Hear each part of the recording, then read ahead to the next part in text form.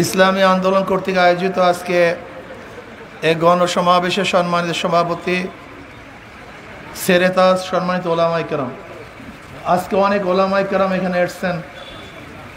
তারা ইসলামী আন্দোলন বাংলাদেশে যোগ দেওয়ার জন্য কেউ আগ্রহী, কেউ অনুভূতি ব্যক্ত করেছেন।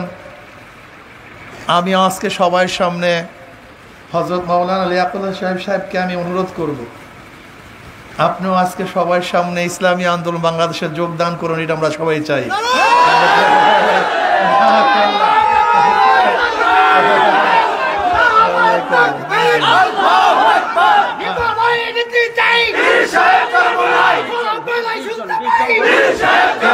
এরপর আমাদের এখানে আসছেন আমাদের বড় বড় ওলামায়ে কেরাম আসছেন। আলহামদুলিল্লাহ, আমাদের হযরত মাওলানা ইউসুফ আলী মোল্লা সাহেব আসছেন। তারপর আরও অনেক প্রায় 20 জন ওলামায়ে ফরিদুল মাসুদ সাহেব আসছেন। অনেক ওলামায়ে কেরাম আসছেন। তারা ইসলামী আন্দোলন বাংলাদেশে যোগ দিয়েছেন। আল্লাহ পাক সবাইকে কবুল করে নেন। ইসলাম কি? আপনি ইসলামী রাজনীতি কেন করবেন? আমি দুই দৃষ্টিকোণ থেকে আপনাকে এই কথা বোঝাবার চেষ্টা করব। একটা হলো ধর্মীয় দৃষ্টিকোণ থেকে, আর রাজনৈতিক দৃষ্টিকোণ থেকে। আমি ইসলাম কেন করবেন, ইসলামী আন্দোলন কেন করবেন? ধর্মীয় দৃষ্টিকোণ থেকে আমি বলবো, ইসলাম করার বাহিরে একজন মুসলমান অন্য কোনো সংগঠন করতেই পারে না। উদাহরণস্বরূপ, আপনার কাছে গিয়ে প্রশ্ন করলাম, ভাই আপনি ইসলাম চান কি চান না? আপনাকে বললাম আপনি ইসলাম চান কি চান না, ইসলাম পছন্দ করেন কি করেন না, আপনি কি জবাব দিবেন? কথা বলেন। যদি বলেন না, কি ভেজাল আছে কি নাই?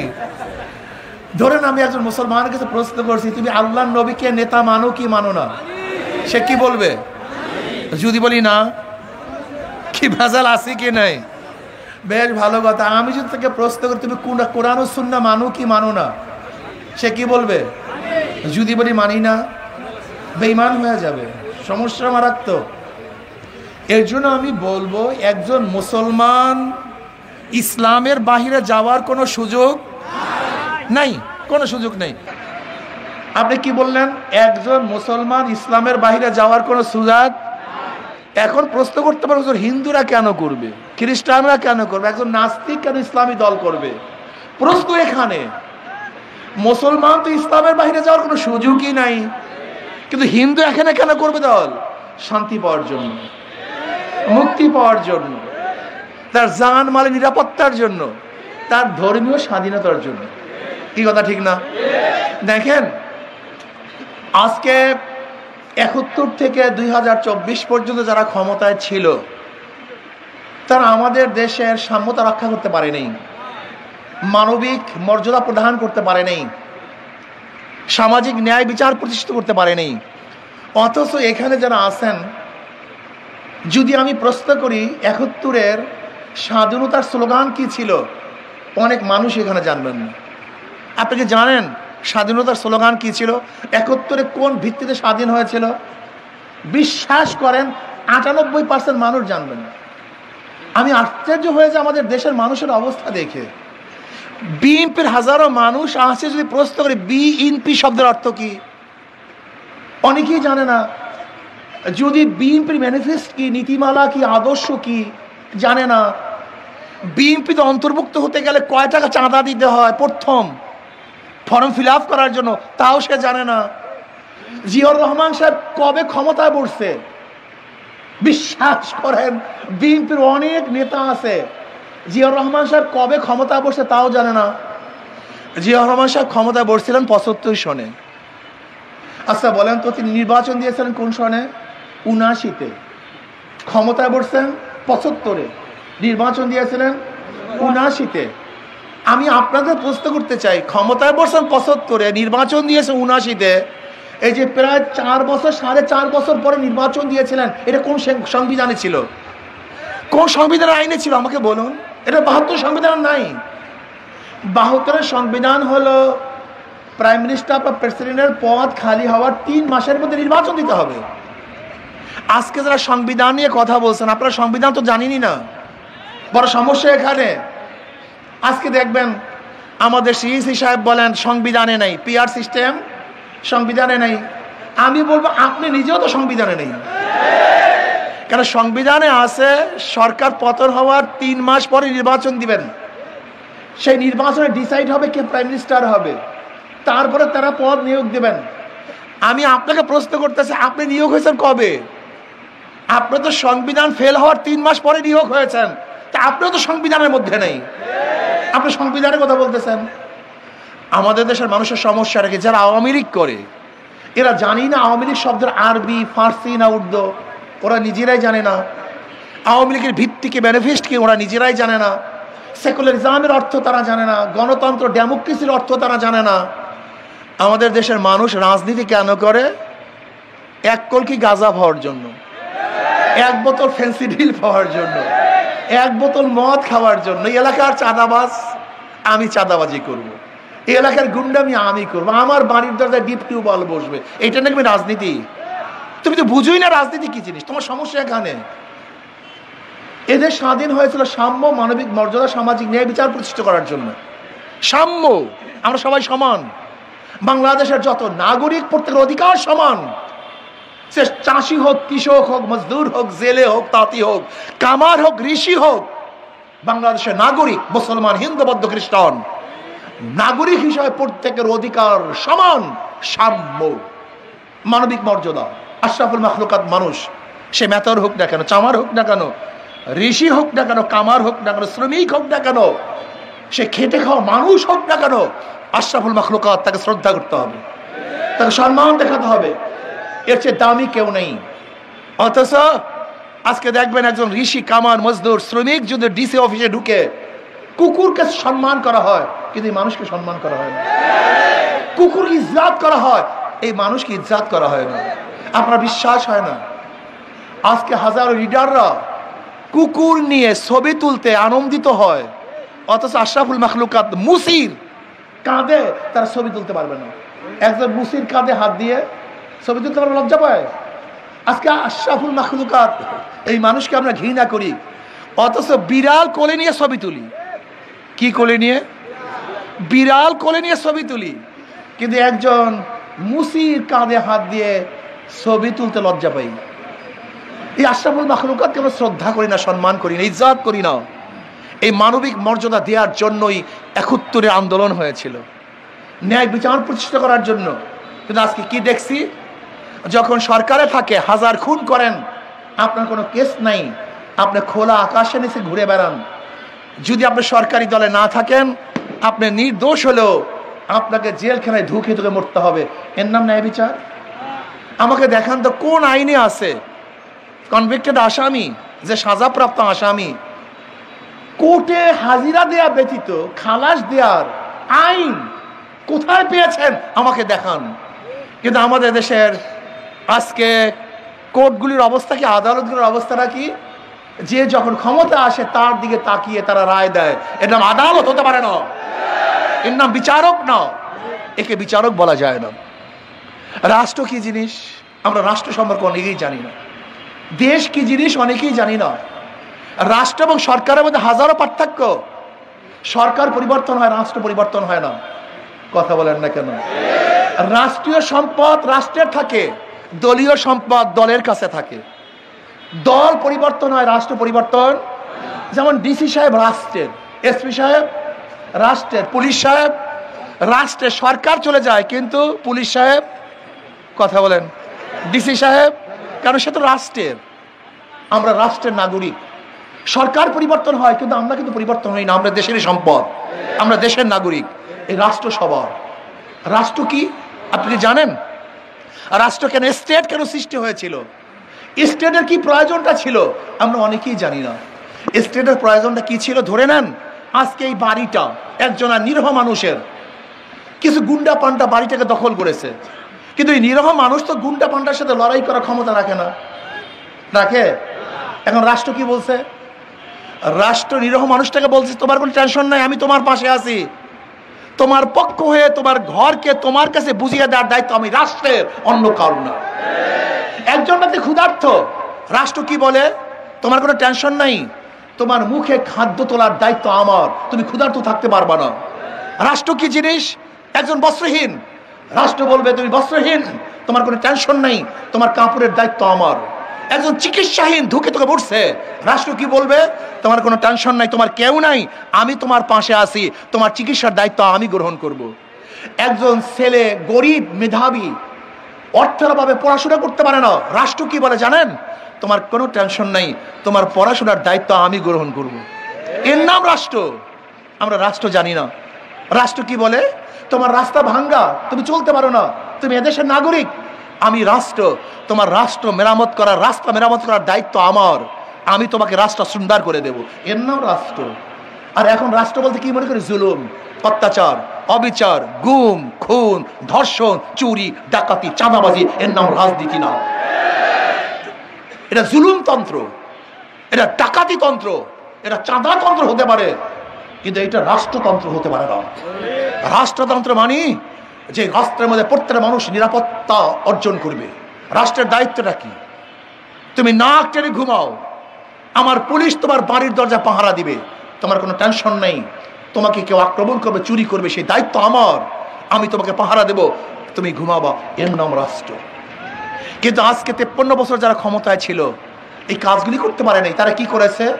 জুলুম করেছে, অত্যাচার করেছে, অবিচার করেছে, দেশের সম্পদ লুটপাট করেছে, 28 লক্ষ কোটি টাকা বাংলাদেশের বিদেশে পাচার করেছে। আপনাকে জানেন রাষ্ট্রের প্রত্যেকটা খাতকে ধ্বংস করে ফেলেছে। আজকে আওয়ামী লীগ সরকার নাই মানে প্রধান বিচারপতি সেও নেই, নাকি ডিজিএম এর প্রধান সেও নেই, এনএসআই প্রধান সেও নেই, আইজি সেও নেই, এমন কি বাইতুল মুকাররমের মসজিদের ইমাম সাহেব নাই। বুঝেন, এমন কোন খাত নাই যেখানে দলীয়করণ করে নাই। এর নাম রাষ্ট্র? এর নাম রাষ্ট্র না, এটাকে রাষ্ট্র বলা যায় না। রাষ্ট্র কি? যেখানে বাংলাদেশের প্রত্যেকটা মানুষের নিরাপত্তা কিভাবে দেওয়া হবে, শুধু মানুষ, গোটা জানোয়ারের নিরাপত্তা কিভাবে দেওয়া হবে। ওমর ইবনে খাত্তাব রাদিয়াল্লাহু সেই বক্তব্য যে ফোরাতের কুলেও যদি একটা কুকুর না খেয়ে মারা যায়, আমি ওমরকে জবাব দিতে হবে। এর নাম রাষ্ট্র। একটা কুকুর, মানুষ তো দূরের কথা, রাষ্ট্রের একটা কুকুর, একটা পাখি, একটা জানোয়ার যদি না খেয়ে মারা যায়, রাষ্ট্রপ্রধানকে জবাব দিতে হবে ওই একটা কুকুর না খেয়ে মারা গেল কেন। এর নাম রাষ্ট্র। আমরা রাষ্ট্র সম্পর্কে জানি না। কেনই বা ওরা করবে? ওরা তো করতেই পারবে না। এর কারণটা কি? ওসি সাহেব পরিবর্তন হয়, ঘুষ সাহেব পরিবর্তন হয় না।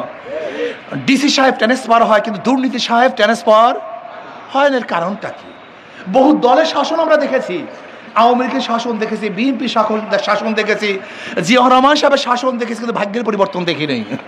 আমরা আইয়ুব খানের শাসন দেখেছি, শেখ সাহেবের শাসন দেখেছি, জিয়া রহমানের শাসন দেখেছি, আওয়ামী লীগ, বিএনপি বহুত শাসন দেখেছি, মানুষের ভাগ্যের পরিবর্তন দেখে নেই। কারণটা কি? একজনের নাম এ, একজনের নাম বি, একজনের নাম সি। এও চোর, বিও চোর, সিও চোর। ক্ষমতা আছে এ, সে কি করবে? জোরে বলেন। হটাও এ, বসাও বি, সে কি করবে? হটাও বি, বসাও সি, সে কি করবে? কারণ নেতার পরিবর্তন হয়েছে, দলের পরিবর্তন হয়েছে, নীতি ও আদর্শের পরিবর্তন হয়নি। এই যতবার পরিবর্তন করবেন, আপনাকে দেখেন নাই এক দলে আগে চাঁদাবাজি করছে, এখন আর এক দলে চাঁদাবাজি করে। আগে এক দলে ধর্ষণ করছে, আর এক দলে ধর্ষণ করা শুরু করেছে। আগে আর এক দলে চুরি করতো, আর এক দলে চুরি করা শুরু করেছে। শুধু হাতের পরিবর্তন, চেহারার পরিবর্তন, কিন্তু চোরের পরিবর্তন হয়নি। পাটা পুতায় ঘষা ঘষি মরিচের দফা শেষ না। চোর ডাকাত বদমাশদেরকে আর আমরা ক্ষমতায় নেব না। এর জন্য আমাদের শায়খ মুর্শিদ বলেছেন, শুধু নেতা নয়, নীতির পরিবর্তন চাই। শুধু নেতা পরিবর্তন হবে না, চোরের পরিবর্তে চোর আনলে হবে না, ডাকাতের পরিবর্তে আর এক ডাকাত আনলে হবে না, এক চাঁদাবাজের পরিবর্তে আর এক চাঁদাবাজ ক্ষমতায় আনলে হবে না। এর জন্য আমাদেরকে কি করতে হবে? 2 নম্বর জমিতে 1 নম্বর ফসল হয় না, 2 নম্বর গাছে 1 নম্বর ফল হয় না, 2 নম্বর ওস্তাদের কাছে 1 নম্বর ছাত্র হয় না, 2 নম্বর নেতার কাছে দেশ করে দিলে 1 নম্বর হতে পারে না। এই জন্য শুধু নেতা নয়, নীতির পরিবর্তন চাই। আমি আগেই বলেছি, ধর্মীয় দৃষ্টিকোণ থেকে আপনি কেন হাত পাকায় ভোট দিবেন এবং রাজনৈতিক দৃষ্টিকোণ থেকে কেন দিবেন, কিয়ামতের ময়দানে আমি ধর্মীয় কোন দৃষ্টিকোণ থেকে বোঝাতে চাই। কিয়ামতের ময়দানে অনেক মুসল্লি দেখবে লক্ষ লক্ষ ব্যারেল মদের গুনাহ, জেনার গুনাহ, সুদের গুনাহ। আল্লাহ আমি কোনোদিন মদ খাইনি, কোনোদিন জেনা করি নাই, মেয়ের দিকেও তাকাই নাই, এত গুনাহ আসলো কোথার থেকে? আল্লাহ পাক বলবেন, যাদেরকে ভোট দিয়ে মদের আইন পাশ করাইছো, সুদের আইন পাশ করাইছো, জেনার আইন পাশ করাইছো, তোর ভোট ব্যতীত এই আকাম কুকামগুলি কুফরি আইন পাশ করতে পারতো না। যেহেতু তোর ভোট পেয়ে যত গুনার কাজ করছে সব দায় দায়িত্ব তোকেই দিতে হবে। কথাটা বোঝাতে পারি। ইসলামের পক্ষে কেন ভোট দেবেন? ইসলামের পক্ষে ভোট দেবেন যদি ইসলামের পক্ষে ভোট দেওয়ার পরে ওই ব্যক্তি নির্বাচিত যত ভালো কাজ করবে তার দায় দায়িত্ব অংশীদারিও আপনি হবেন। কি কথা ঠিক না? ইসলামের বাহিরে একজন মুসলমান ভোট দেওয়ার কোনো সুযোগ নাই। আর ইহুদি, খ্রিস্টান, হিন্দুরা ভোট দেবে তাদের নিরাপত্তা পাওয়ার জন্য, শান্তি পাওয়ার জন্য। একদল সাংবাদিক আমাকে প্রশ্ন করছে, হুজুর আওয়ামী লীগের লিডাররা পালায় গেছে, কিন্তু আওয়ামী লীগের ভোটাররা তো পালায় নাই, তারা কাদেরকে ভোট দিবে? আওয়ামী লীগের লোকজন কাকে ভোট দিবে? আমি বললাম, আওয়ামী লীগের লোকে কাকে ভোট দেবে আপনারা জানেন না? করেন না তো। আমি বললাম, যাদের মাধ্যমে তাদের জান মালের নিরাপত্তা পাবে তারা তাদেরকে ভোট দিবে। তাদের জান মালের নিরাপত্তার দরকার। যাদের কাছে তাদের জান মালের নিরাপত্তা, তাদেরকেই তারা ভোট দিবে। কি কথা ঠিক না? এই দেশের বন্ধু, এই দেশের পক্ষের বন্ধু, ইসলামের বন্ধু, ওই সমস্ত ভোটাররা তাদেরকেই ভোট দেবে যাদের মধ্যে ইসলাম এবং দেশপ্রেম আছে। কাজী আসুন না, বিভিন্ন দল বিভিন্ন মার্কা নিয়ে আপনাদের কাছে আসছে। আওয়ামী লীগ নৌকা নিয়ে আসছে, বিএনপি নিয়ে আসছে, জাতীয় পার্টি নাঙ্গল নিয়ে আসছে। অথচ যেই ব্যক্তি নৌকা নির্বাচন করে নিজেরা নৌকা চালাতে পারে না, যারা ধানের শেষে নির্বাচন করে নিজেরা ধান কাটতে পারে না, যারা নাঙ্গলি নির্বাচন করে নিজেরা নাঙ্গল বইতে পারে না, সমস্ত প্রতীকগুলি গরিবদের। নৌকা চালায় কারা? ধান কাটে কারা? গরিবরা। নাঙ্গল চালায় কারা? প্রতীক গরিবদের, কিন্তু যারা নির্বাচন করে একটাও গরিব না। অর্থাৎ সব ধোঁকাবাজি, মার্কার সাথে নিজেদের কাজের কোনো মিল। কিন্তু হাত পাখা এমন একটা মার্কা, যে নির্বাচন করে সেও চালাতে পারে, যারা সমর্থন করে তারাও চালাতে পারে, নাকি ভাই? হাত পাখা ঘুরাতে পারে মহিলারা, হাত পাখা ঘুরাতে পারে পুরুষরা। হাত পাখা প্রয়োজন বড়দের, হাত পাখা প্রয়োজন ছোটদের। হাত পাখা বাতাস দেয় হিন্দুদেরকে, খ্রিস্টানদেরকে, মুসলমানদেরকে। হাত পাখা বড় লোকদের প্রতীক, হাত পাখা গরিবদের প্রতীক। কারেন্ট ফেল করে, হাত পাখা ফেল করে না।